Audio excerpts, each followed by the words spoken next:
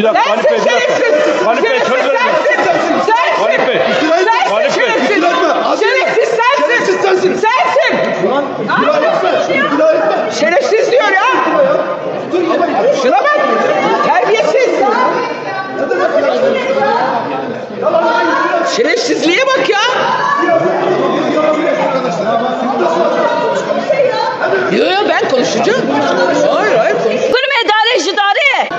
15 insan seninle hemşerin, seninle akraban, seninle komşun. Niye demiyorsun ki ey hükümetim, ey devletim gönder helikopter gönder gelsin ateşi söndürsün demek yerine gelmişsin burada hamaset yapıyorsun.